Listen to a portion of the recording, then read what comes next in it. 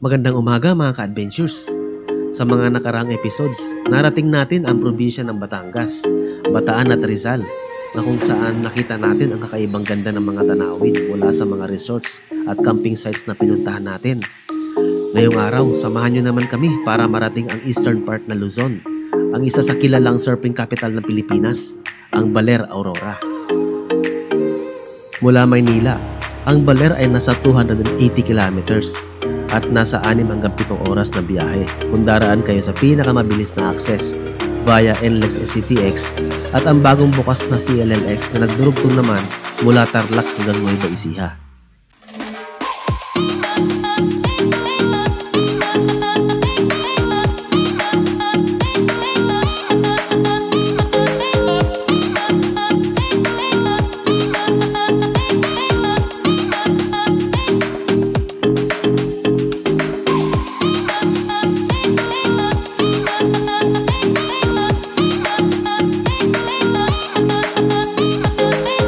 Isa sa magagandang view na madadaanan ninyo along Nueva Ecija ay ang kanilang makapigil hininga at napakalawak na rice field. Kaya naman binansagan itong Rice Granary of the Philippines for being the largest producer of rice ng Pilipinas.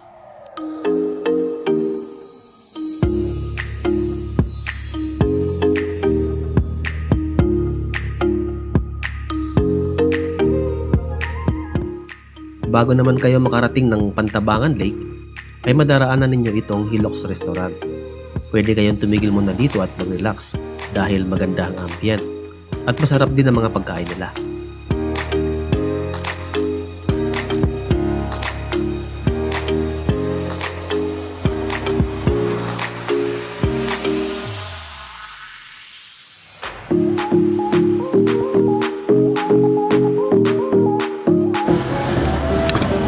So ito na po ang aming food for the day.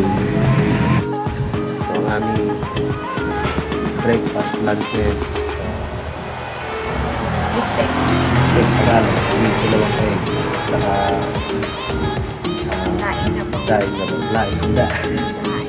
daing na bango. So kain na kami guys.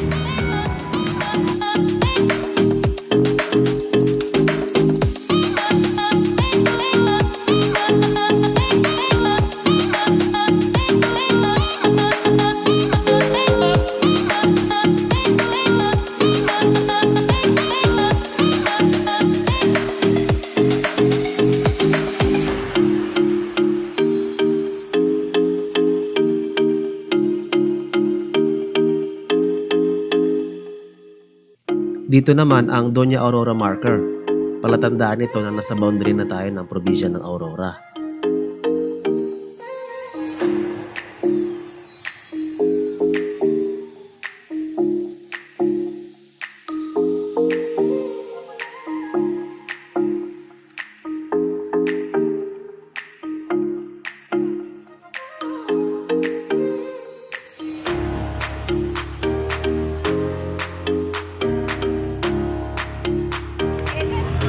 Sobrang init guys.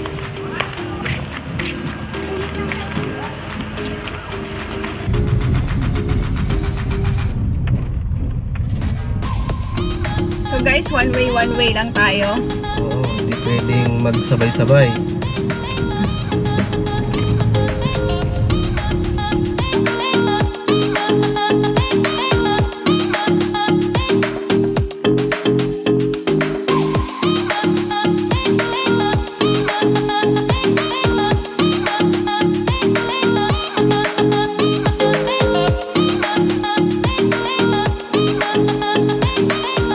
After almost 7 hours, nasa Baler na tayo mga ka-adventures.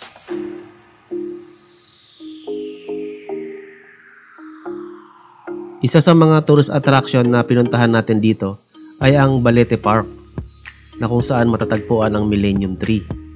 Sinasabing ito daw ang pinakamalaki at pinakamatandang puno sa buong Asia na pinaniniwala ang mahigit 600 years old na. Ang puno ng Balete ay may taas na 65 meters at 60 meters naman ang crown diameter.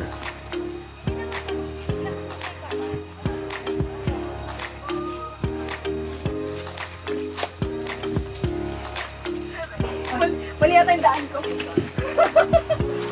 Ganito yung loob ng Millennium Tree na pinasok natin.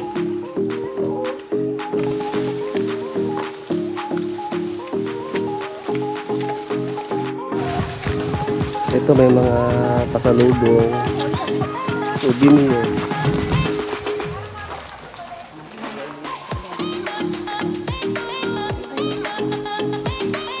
Magbubuko muna tayo.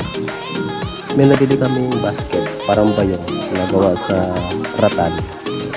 Pwede na, matibay ito. After natin madaanan ang Millennium Tree, ikot naman tayo sa ibang part pa ng Baler.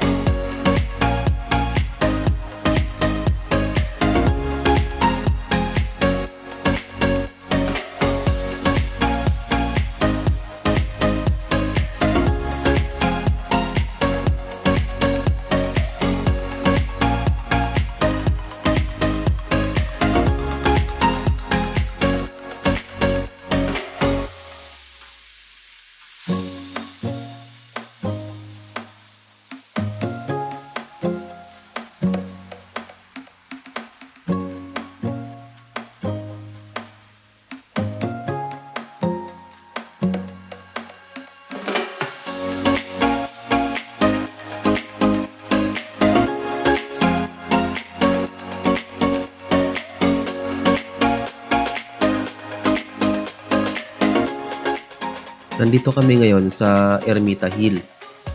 Ito ang isa sa pinakamataas na overlooking area sa Baler. Mula dito ay makikita ang kabuuan ng bayan ng Baler at napakahabang shoreline. May kakaibang kwento ang Ermita Hill. Ayon nga sa history ay na-wipe out ang buong bayan ng Baler nang salantay nito ng tidal wave noong 1735. At dito nga sa Ermita Hill umakyat ang 7 pamilya at ilang mga survivors. So dito pala may mga souvenir shop din dito na pwede niyong bilhan ng mga t-shirts, mga bags, so iba-iba, mga souvenir na pang Baler. Ito yung dagat. Doon tayo oh. So mamaya guys, doon tayo pupunta. Yung may bato na yon, doon tayo. Doon ang ating destination ngayong araw. Good afternoon. Dito na kami sa Ermita Hill. Ito yung overlooking na part ng Baler. Tambay muna tayo. Napagod ka na sa biyahe. Maganda na dito. View. Masarap ang hangin.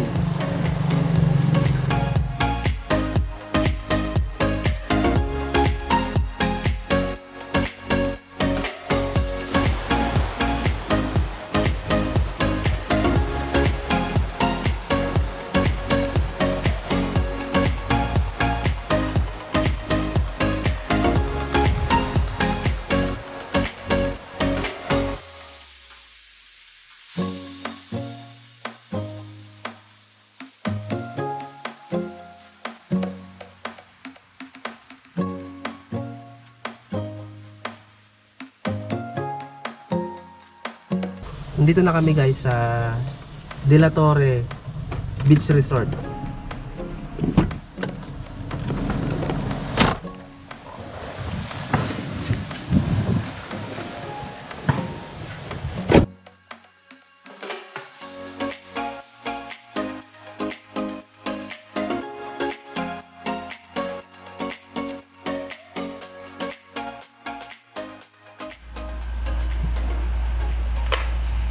Ito yung room namin guys.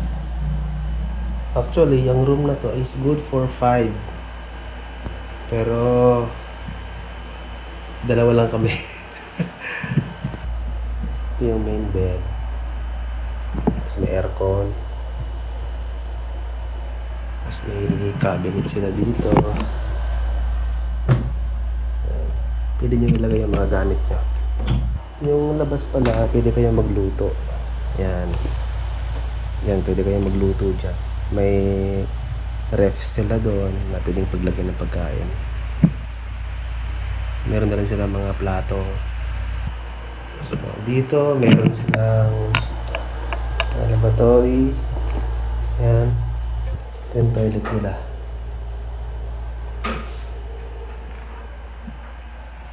And ito yung kanilang shower room.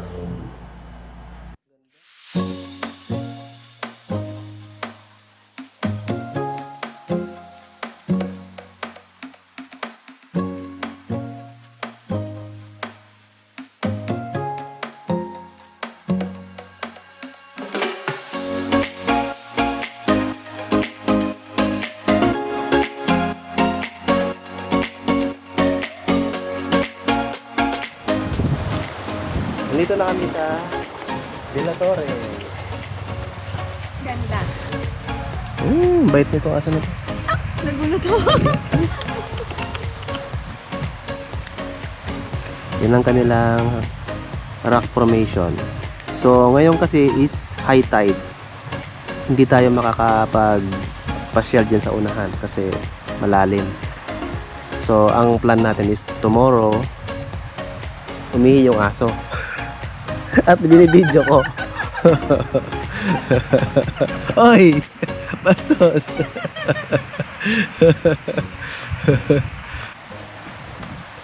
So, ang plan po natin is bukas ng umaga, low tide. So, saan tayo pupunta dyan? Ayan.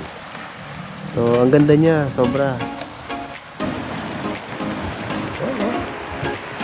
Naman na natin dito at sobrang ganda ng dagat.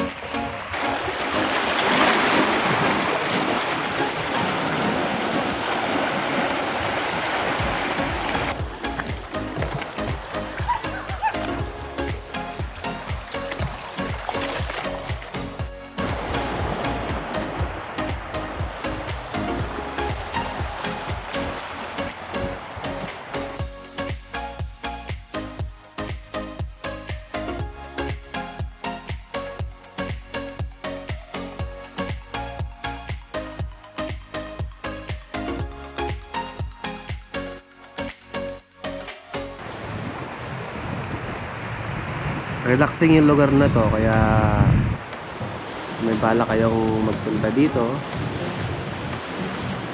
Mas maganda kung marami para masaya, and pwede kayong magdala ng pagkain at kayo na mismo magluluto. So ayun, pagod na kami. Subukan natin makarating bukas doon sa dulo sa may lighthouse after natin mag check out sa De La Torre. So, if you want good ambient, tahimik, ito ang bagay sa inyo.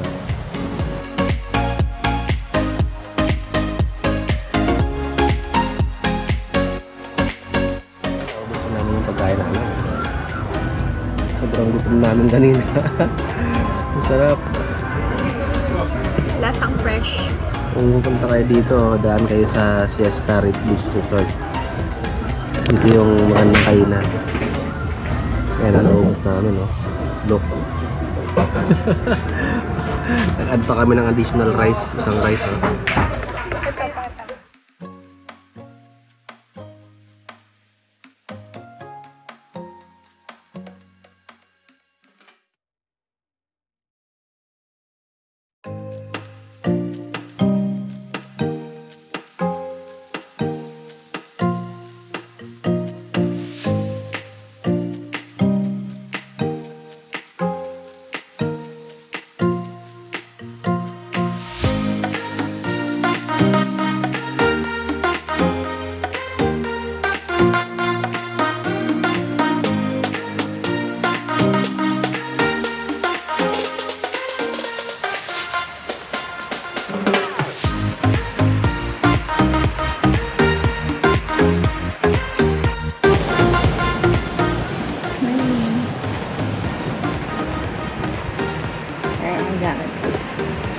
morning mga ka-adventures. Uy, hindi pa yan. Kakalagay ko pa lang na Ay. mainit. Gutom na kasi kami. Good morning mga ka-adventures. Alas 6 na umaga sa De La Torre Resort. Mag-almusal muna kami. Ay, misal. Mapapalaban tayo ngayong umaga sa biyahe na naman. At pasyal-pasyal.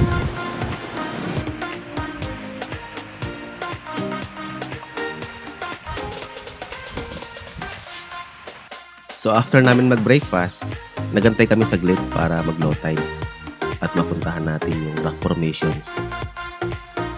Tinatawag nila itong Dima-Dimalangat Rock Formation.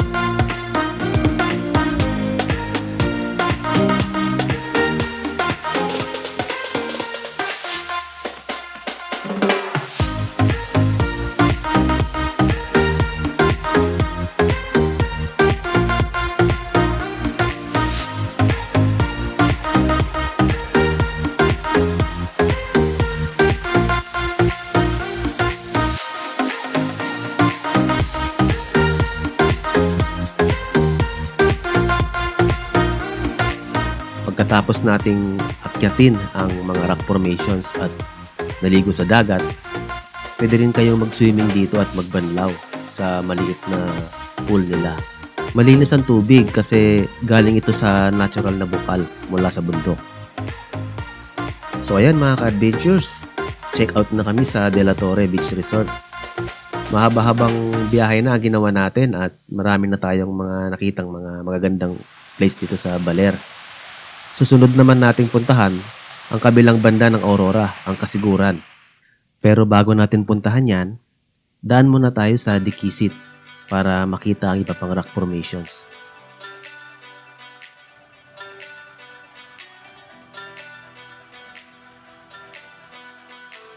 Maraming salamat mga ka-adventures sa panonood ng vlog namin. Abangan nyo yung next naming iti-features, ang Kasapsapan Beach sa Kasiguran, Aurora. So from Baler, magbibiyahe kami ng 3 hanggang 4 na oras. Kaya samahan nyo kaming muli sa aming mga biyahe.